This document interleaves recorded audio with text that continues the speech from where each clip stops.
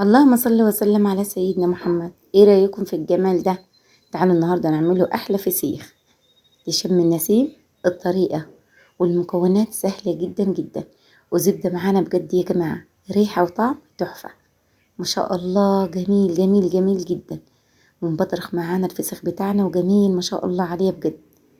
مش هتحتاجي تشتري فسيخ خالص من بره، راح تعملي في بيتك خلال 8 ايام هتاكلي احلى فسيخ ما شاء الله. ريحة جميلة جدا، وكمان الفسيخية معانا مستوية وجميلة، وزي ما انتوا شايفين الشكل واللون بيتكلم على نفسه. السلام عليكم ورحمة الله وبركاته، ازيكم عاملين ايه؟ يا رب يكون كلكم بخير. تعالوا النهاردة نعمله فسيخ جميل يا رب يعجبكم. زي ما انتوا شايفين معنا سمكتين حلوين كده، وعاوزة تكتري اكتر من كده براحتك انتي في الكمية. معانا 4 معالق من الملح، ومعانا هنا كام ورقة من الرولي. ورق الرولي بيدي ريحة جميلة جدا. معلقة صغيرة من الشطة، معلقة كبيرة من الكركم. مكوناتنا الجميلة دي طبعا احنا حاطين معانا هنا خرقة مش محتاجينها، بس يكون نظيفة معانا، او مناديل، وتمسحي السمكية مسحة جميلة جدا وما تخليش فيها مية خالص. طبعا انا كنت غسلاها تحت الحنفية وموقفاها وغسلتها وسبتها مدة ساعتين في المطبخ او 3 ساعات. تسيبيها لغاية ما تتصفى خالص وتنشف معاكي عشان تتأكدي ان مفيهاش مية. اهم حاجة تجيب الخياشيم بتاعتها تمسحيها حلو وتنضفيها من المية عشان ما يبقاش فيها مية، عشان المية هي يا جماعة اللي بتخلي السمكة معاكي تتنفخ، تخليها ريحتها مش حلوة. بعد ما نمسحوها حلو زي ما انتوا شايفين كده من المية بتاعتها، طبعا الخرقة دي احنا بنرموها مش هنحتاجوها تاني. سمكنا احنا متوسط، الكيلو ده يا جماعة كيلو سمك ممكن 4 سمكات متوسط، عشان يقعد معاكي 8 ايام 7 ايام تكليب الف هنا. اما في سمك كبير بيقعد 15 يوم وبيقعد 20 يوم، من يكون السمكة كيلو او كيلو حاجة كده بيطول معاكي في السوا. اما احنا سمكنا صغير جايبيني عشان بإذن الله ناكله في شم النسيم.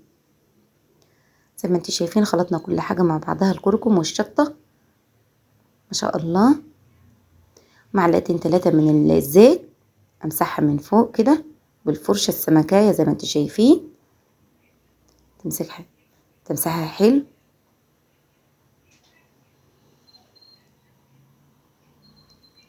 الطريقة دي جميلة جدا جدا بطريقة البورسعيدية يا جماعة.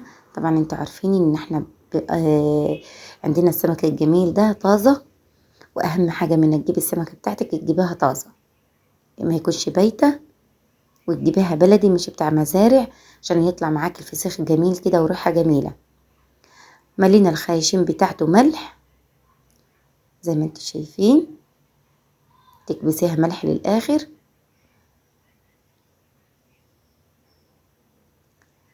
تكبسي الخياشيم بتاعته ملح، وبعد كده تسنديه على الجنب. تعملي الكمية بتاعتك لو كنت جايبة كيلو او 2 كيلو بالطريقة دي، تحطي من فوق كده في السمكة نفس الطريقة الجميلة. هو طبعا يا جماعة 4 معالق من الملح الخشن، اهم حاجة ملح خشن معاكي. وتحطي لي السمك، ما تحطيش ملح ناعم، الفسيخ عايز ملح خشن. وجبت كيس حلو كده واحط السمكة بتاعتي كل واحدة خلف خلاف. عايزة تعملي كيلو زي ما قلتلك تحطي كل سمكة خلف خلاف، تحطيش الاتنين مع بعضيهم يعني قدام بعضيهم كده تخلفيهم. بعد كده هتحطي الملح بتاعك اللي فاضل، وتحطي الورق بتاعك الورق اللوري بيدي ريحة حلوة، وباقي الزيت. وخلاص على كده الفسيخ بتاعنا جاهز للأكل ما شاء الله. يقعد معاكي 8 أيام وبألف هنا وشفا. وتغطيه بكذا كيس، وتجيبي براستر اللزق بتاعك وتلزقيه حلو، وما تخليش فيه هوا خالص يدخل فيه. اهم حاجة كيسين 3 4 تحطي فيه اكياس كتير، وبالبراستر، ولو عندك علبة تحطيه في علبة وتقفل عليها. ونسيت اقول لكم على نوع السمك ده يا جماعة، سمك جرانة متوسط، راح يستوى معاك بسرعة ويتملح بإذن الله.